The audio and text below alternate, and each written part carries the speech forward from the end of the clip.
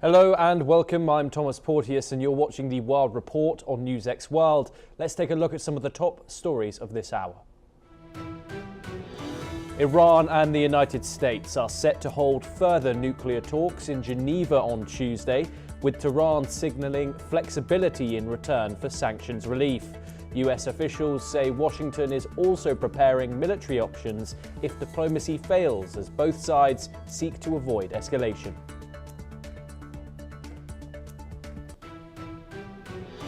Israeli media reports the government has approved a plan to register large areas of the occupied West Bank as state property for the first time since 1967.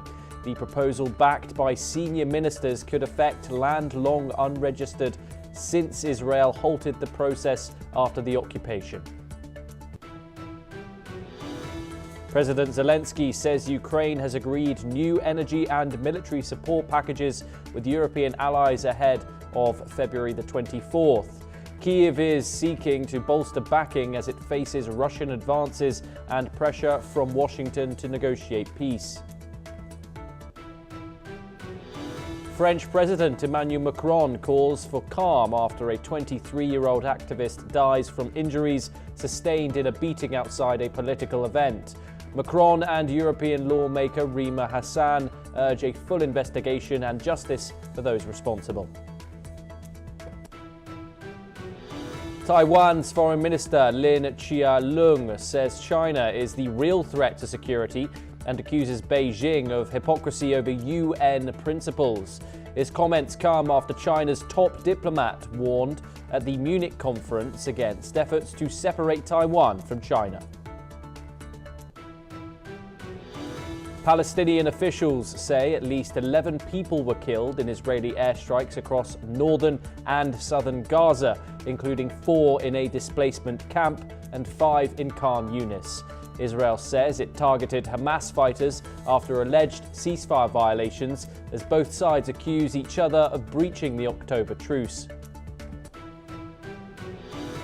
US Secretary of State Marco Rubio begins a 2-day trip to Slovakia and Hungary to strengthen ties with their conservative governments. The State Department says he will discuss energy cooperation, NATO commitments, and other bilateral issues. This comes after Rubio tells the Munich Security Conference that America remains committed to Europe, even as it pushes to reshape the transatlantic alliance. This comes after months of strain, including President Donald Trump's tariff threats and previous criticism of European allies.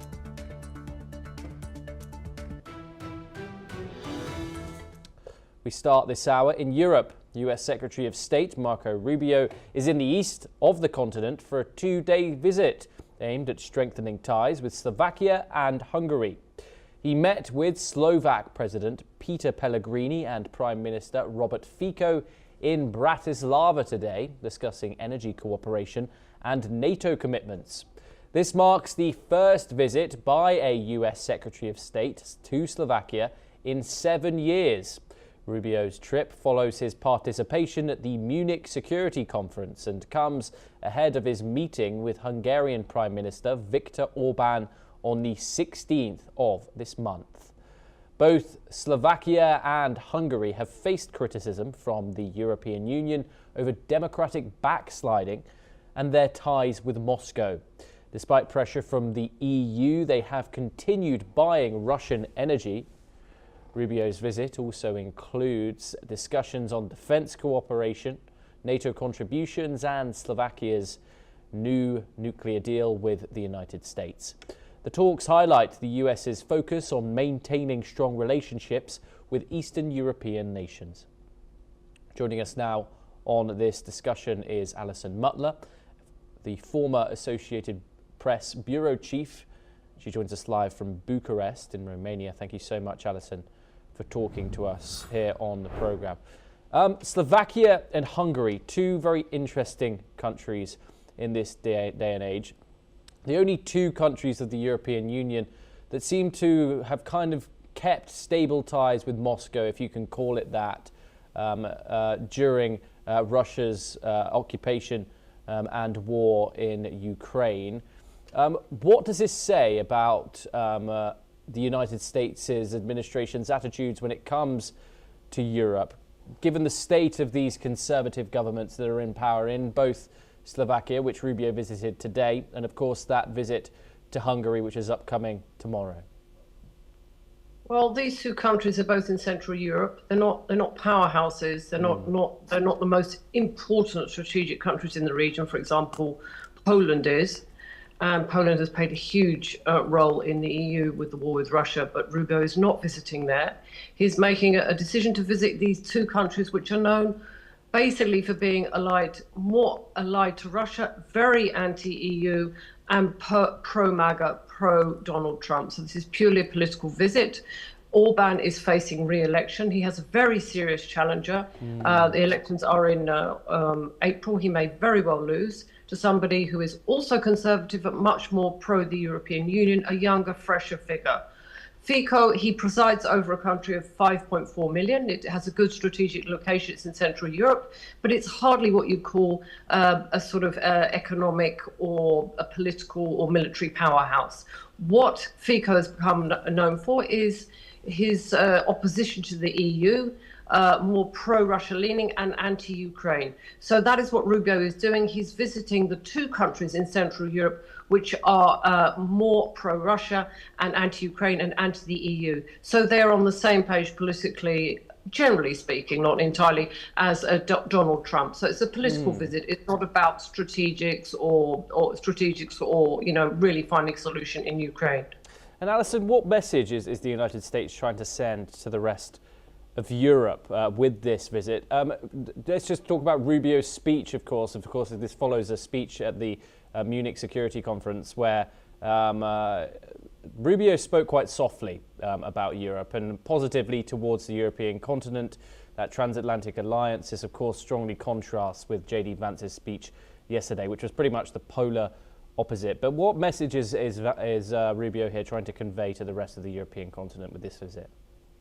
I think, Europe reeled for months after J.D. Vance's scolding last year at the Munich Security Conference. And Rubio, who is obviously the US's top diplomat, has come with a slightly more nuanced message. He's tried to reassure.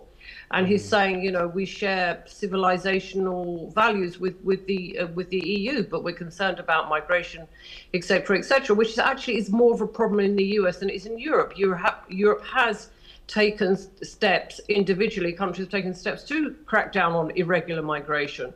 So he's basically, what I think he's saying is we don't want to break friends with Europe. We'd like Europe to be more like us, which is why us, as in Donald Trump's administration, which is why he is pointedly visiting the two disruptors, if you like, in the European Union. That's what he's doing. He's visiting the nations that are disrupting the European Union, and they're not anti-Trump. Europe is far more complex than that, but they are certainly not. They're not right-wing or even left-wing nationalists. And this, of course, comes after Donald Trump himself, as well as some of his strongest supporters, have signalled support for those far-right, some would say far-right, hard-right parties. Others would say in Europe, the likes of the AfD, the likes of the Reform Party, among others.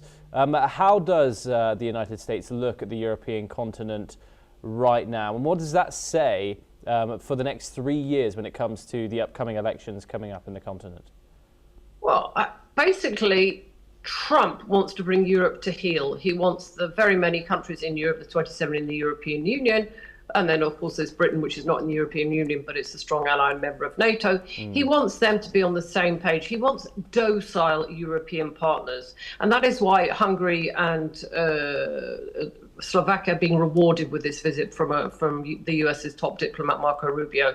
He wants a compliant Europe. He doesn't want a troublesome Europe. He would like, Donald Trump wants to do trade. Europe at the beginning has sought to accommodate Donald Trump, and by Europe I also mean NATO, not just the European Union, but it's also standing up for itself the European Union concluded deals with South America and with India recently. And it's seeking to assert itself, for example, over Greenland, which Donald Trump backed off with to some extent. He no longer had this belligerent language that he would take it by force if needed, perhaps. So Europe is standing firm, and I think most of Europe, and trying to establish its own geopolitical identity and create partnerships with other parts of the world, as in with India and South America, and remain in partnership with the United States, but not be dictated to. And it seems to me at the moment, through Rubio at least, Trump is trying a slightly more softly approach than the Vance, which was like a bull in a china shop last year. Alison, stay with us once again as we move to further updates coming out of the European continent. US Secretary of State Marco Rubio has confirmed that the US is aware of the recent report by several countries assessing that Russian opposition leader Alexei Navalny was poisoned. Speaking to reporters, Rubio stated that the US has no reason to dispute the findings and does not question the assessment. Additionally, Rubio revealed that the Trump administration's envoys, Steve Witkoff and Jared Kushner, are currently traveling, continuing their diplomatic efforts in the region. Now, another related development. Ukrainian President Zelensky held a call with Trump administration envoys Steve Witkoff and Jared Kushner on Saturday ahead of trilateral peace talks in Geneva next week. Zelensky expressed optimism about the talks and stated Ukraine's negotiating position would be presented very soon. The discussions are part of US-mediated efforts to resolve the war with a June deadline for a potential peace deal. However, no breakthrough has emerged as Russia insists on controlling the Donbass region, a demand Ukraine rejects. Zelensky also met US Secretary of State Marco Rubio in Munich to discuss ongoing Russian strikes and Ukraine's energy crisis. He thanked the US for its consistent support, particularly in providing air defense systems to protect Ukraine during harsh winter conditions. Alison, gearing up to those trilateral talks coming up within the next week, how have you analysed the negotiations, the interactions that we've seen at the Munich Security Conference, the statements that have come out of some of the world's top diplomats surrounding this conflict, and of course the new stance of the envoys Jared Kushner and Steve Witkoff, two of Donald Trump's most trusted negotiators. Your hopes you going into the third round of talks? Well, it's quite interesting that Donald Trump is putting his inner circle into the talks, Witkoff and his envoy to Russia, and also his son-in-law, Jared Kushner. Note that Marco Rubio has been left out, and J.D. Vance also doesn't figure. So this is very much what Trump wants. But I think Trump has realized he can't get what he wants. Europe is standing up for itself. Ukraine has been playing quite a good diplomatic game. It's going forward with its own interests. It's standing firm on some areas like territory, like you mentioned, the Donbass. But probably behind the scenes, it is conceding something. So, and it's also going out of the way not to do anything that could be deemed offensive to Donald Trump. Thanking the US for its aid, military aid, particularly during this winter season where there has been a barrage of attacks during a bitter winter. So it's hard to say. I think it will just be another round. I think Donald Trump obviously realizes that because he's actually set a June deadline rather than saying what he said before, it will be resolved in 24 hours. So it will be another step in the talks. I don't know whether a breakthrough will be made. I think the sticking point is the territory. Neither Russia wants to cede that, but wants to cede its demands, by that I mean, on the Donbass. But then neither does Ukraine want to give up territory, particularly territory that Russia has failed to attack during its four-year invasion. So I just see it as another step. It's clear the way Donald Trump is looking at it, putting his own people there for the talks. He trusts those people. They'll relay back to him. They won't go off on a tangent. Russia will stick to its maximalist demands, and I think Ukraine will do the best it can, but it will also stick to its guns, particularly on territory. Alison, thank you so much for taking the time in joining us. Great pleasure to talk to Thank you. you. Alison Butler there, joining us live. We now finish off with news coming out of the Ukraine war, where the president of Ukraine, Zelensky, has received the Ewald von Kleist Award on behalf of the Ukrainian people, recognizing their resilience and defense of democratic values during their war with Russia. The award is given annually for outstanding contributions to peace and security. In accepting the honor, Zelensky praised Ukrainians for their unity and sacrifice and thanked the international partners for their continued support. The award ceremony comes at a critical moment for Ukraine as the government seeks to maintain international backing and sustain global attention on the conflict and its broader implications for European security.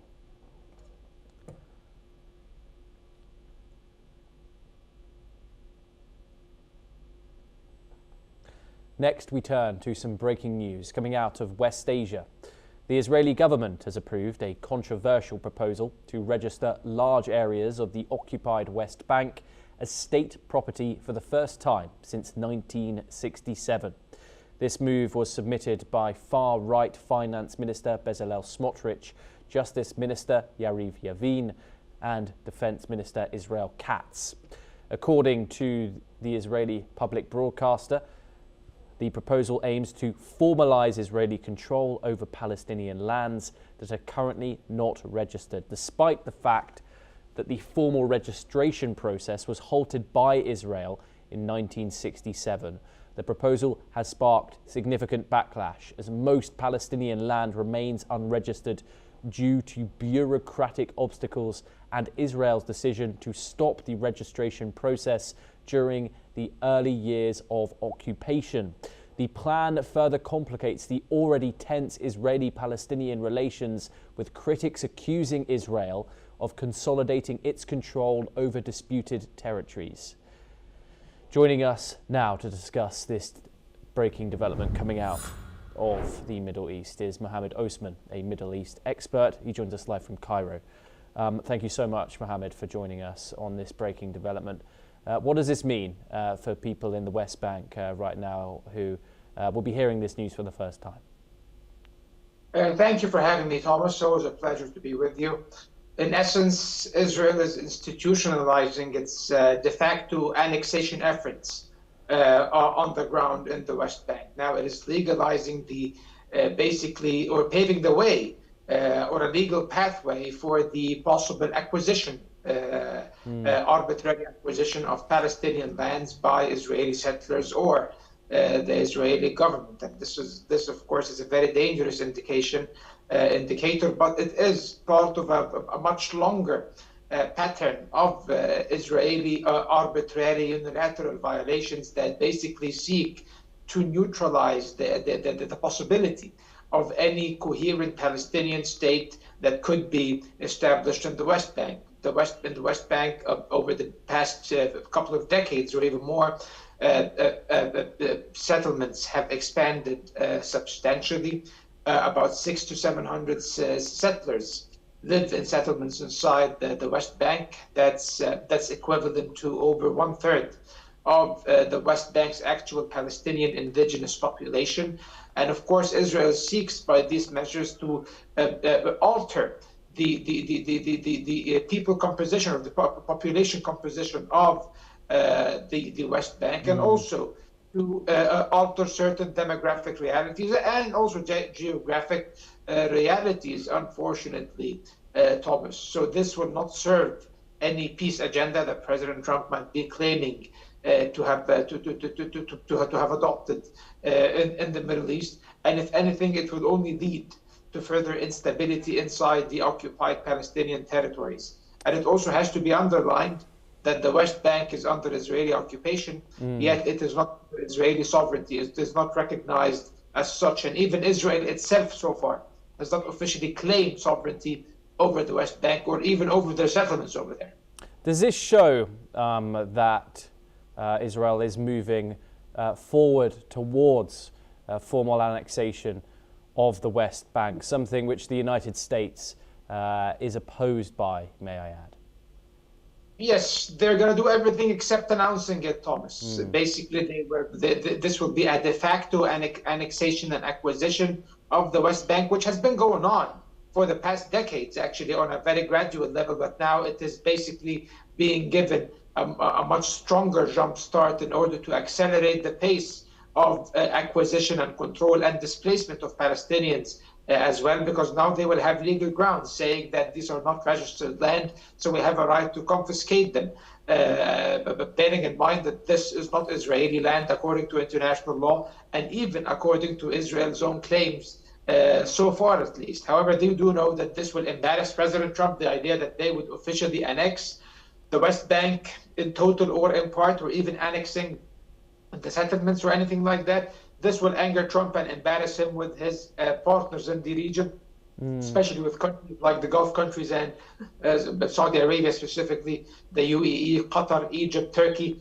Many countries in the region will not be very receptive of such a move, and will definitely revise the relationship with the United States if the United States concedes to such Israeli actions. So the Israelis are basically meeting the U.S. down the middle. We will not announce or declare an annexation of the West Bank, yet we will take effective measures on the ground that will make annexation a reality in all but name, Thomas. And I think that the Americans have consented to that. The Trump administration is not applying any pressure on the Israelis in order to curb what they are doing at the moment. And let's always bear in mind, Thomas, that the Trump administration is the only U.S. administration in recent history, since the Madrid Peace Conference and then the Oslo Accords, that did not concede to the two-state solution, that did not recognize the two-state solution as the only solution for the Palestinian-Israeli conflict. And of course, this in itself says a lot about how Trump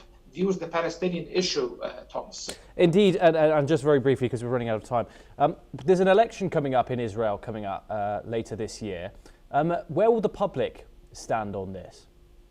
Oh, the public supports it, unfortunately. The public has been brainwashed over years and years of indoctrination by the Israeli establishment media so that they would oppose the establishment of a Palestinian state. And with the rise of the ultra-religious and nationalist right in Israeli politics, they do believe that the West Bank, or what they call as Judea and Samaria, is part of the historical Israel, and that this is a biblical prophecy that has to be fulfilled. So unfortunately, the Israeli public, the peace camp, the pro-peace camp, is very narrow. And after the events of October 7th and what Hamas has done, unfortunately, it even cemented this very hostile and aggressive mentality within the Israeli public. So actually, if this takes place and the Israelis move forward with acquiring more lands in the West Bank, this will actually increase the chances of Netanyahu and his right-wing coalition lunatics. Mohammed, great to have you with us. Do stay as we turn over to further updates coming out of West Asia. Iran has expressed its readiness to compromise on its nuclear program in hopes of reaching a deal with the United States. This comes after a series of indirect talks, with a second round set to take place in Geneva on February the 17th. Majid Takht-Ravanchi, Iran's deputy foreign minister, told the media that Tehran is prepared to discuss reducing uranium enrichment and other nuclear-related issues, but only if the US agrees to lift sanctions. In the meantime, the US has reinforced its military presence in the region. According to reports, the US has deployed several warships to the Persian Gulf and surrounding areas. The US Navy has sent 4 guided missile destroyers, the USS Frank E. Peterson, the USS Prudence, USS Mitchell, and USS McFall, along with 2 littoral combat ships. The US has also indicated that a larger carrier group, the USS Gerald R. could be deployed to the region to bolster the ongoing build-up. Mohammed Osman joins us once again on this. These talks, we've seen the United States and Iran talk before in Muscat. This continued dialogue, however, we're now going on to our second round of talks. Does that show positivity when it comes the perspective of a deal? And what difference does, of course, that huge military build-up make in these talks? So now, Thomas, we are seeing conflicting indicators, basically, that contrast one another. On the positive side, because let's begin with the positive, hoping that it might be the prospect that might be realized, the idea that the negotiations, the Iranians have reportedly conceded that the negotiations now will move to Geneva instead of Muscat, but they will still be mediated by the Omanis, is an indicator of further Iranian flexibility. And the Iranian statements about the reduction of the readiness to reduce uranium enrichment in return for sanction relief is somewhere to begin with. Of course, the Americans will never accept this on its own. They will demand even more. They will demand zero enrichment. They will demand that Iran give certain guarantees that they will not develop their nuclear capabilities further. But I think that there is room for discussion here. So is a deal theoretically reachable within the next few weeks? It is possible. And this brings me to the pessimistic indicators, which is directly tied to those very 4 weeks, which is the time needed for USS Gerald R and its carrier group to reach the Middle East. So both sides might be fighting for time. Both sides might be using this time bracket as to take advantage of it one way or the other, use this opportunity to reach a deal. However, if these weeks expire without reaching a conclusive deal, I think that we might see a military escalation in the region that will be dangerous and it will be unprecedented and it will be unlike anything we have ever seen before, unfortunately, Thomas, because basically the U.S. has mobilized so many military assets. The talk of regime change in Western circles is increasing, even though the U.S.'s official policy is not regime change, yet President Trump has spoken positively of the idea.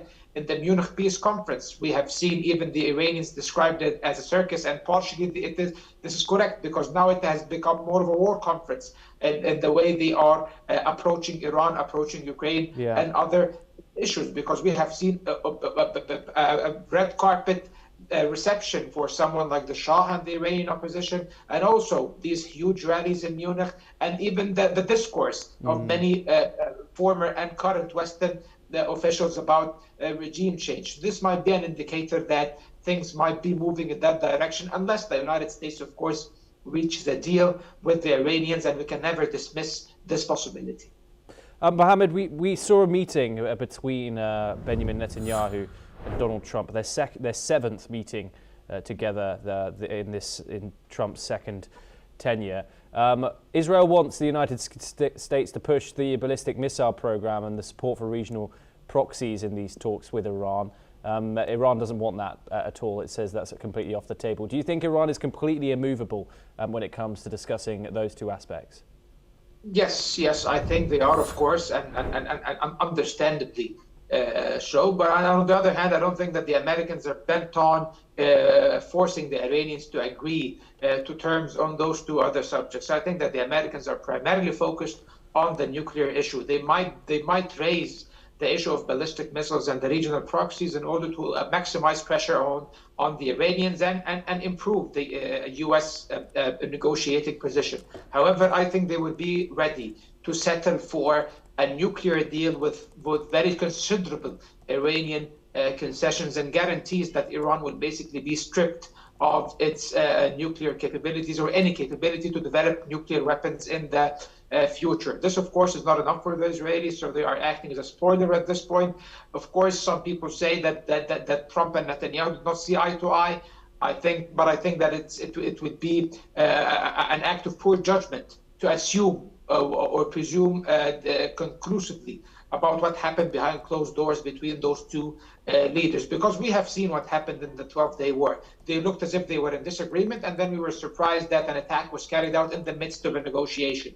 I would never dismiss this possibility, Thomas, and I think that Israel is very influential in this file, that Israel does have the ability to spoil these negotiations, that they are trying to push certain aspects even of the nuclear file in order to make the idea of reaching a deal unattainable. Even the most pro-deal members of the Trump administration, like Jared Kushner and Steve Witkoff, who oppose how Israel is handling this, have told the American side that it will be very hard to reach a deal, or that it's very unlikely to reach a deal with the Iranians in the foreseeable future. These reports are very dangerous, and they do indicate so far that military escalation, the variables on the ground still tilt towards this possibility. However, I would never dismiss the possibility of a diplomatic deal that can surprisingly be reached in the next few weeks. Mohammed Osman, do stay with us once again as we move on to our next story. Albania's Prime Minister, Edi Rama, is set to attend the upcoming Board of Peace meeting in Washington, according to officials. Cyprus will also take part as an observer, expanding international participation in the talks. Meanwhile, Romania's President, Nicusar Dan, says he will attend the first meeting of President Trump's Board of Peace as an observer as well. Dan said he accepted Trump's invitation after previously signalling Romania was still considering whether to join the group. The meeting is expected to focus on global security and diplomatic initiatives amid ongoing international tensions. Mohammed Osman joins us once again. We have a number of countries which have now officially accepted the invitation to Donald Trump's Board of Peace. The fact that Albania and Romania have accepted, but as an observer and not a direct participant, what does this have to show about the wariness of people approaching this new concept by the United States president? Yeah, Italy have accepted the invitation to attend as observers. Albania is actually a member of the Board of Peace, and they signed off on its charter at Davos. And of course, Albania is not an EU country at the end of the day, and is not a solid European power. However, Italy, of course, is a European heavyweight. So their attendance, of course, says a lot, because basically Giorgia Meloni and President Trump see eye to eye. They come from similar political backgrounds in terms of both being quasi-populist and right-wing. So she would be eager to please President Trump and not clash with him on this, like, for example, the French or the Germans are doing, for example. And the Board of Peace, definitely that the focus of this upcoming conference will be Gaza, which was the primary cause behind the establishment of this new international organization, and basically trying to stabilize the ceasefire over there and move forward with the implementation of the Trump plan. I think that many countries in the world, including even countries that signed off the Board of Peace and became members, are acting towards it very cautiously. Most countries do not want to treat this as a substitute for the United Nations, or as a parallel international venue that undercuts or sabotages the historical institutional role of the United Nations. And that explains the caution of the Europeans, for example. Most of them are either not joining or joining as observers. And that says a lot about the viability and the ability of this organization to deliver, and the faith of the international community in it. And also the great powers. Other great powers have not really indicated whether they will be interacting positively. Let's never forget, Thomas, that China and Russia were invited to the board. Russia did not accept the invitation openly. It conditioned it with giving money to the Palestinians from the frozen Russian assets, and they have announced that they will not attend the upcoming Board of Peace conference. And China so far has never responded to the U.S. Invitation, and the U.S. did not rescind the invitation to China either. So basically, it does not really have the necessary consensus to be a parallel organization to the UN at this point, Thomas. Yes, Mohammed Osman, thank you so much for taking the time and joining us. It's always a pleasure discussing these issues with you. But that is all that we have time for this hour. Keep watching NewsX World for more international news updates. Thank you.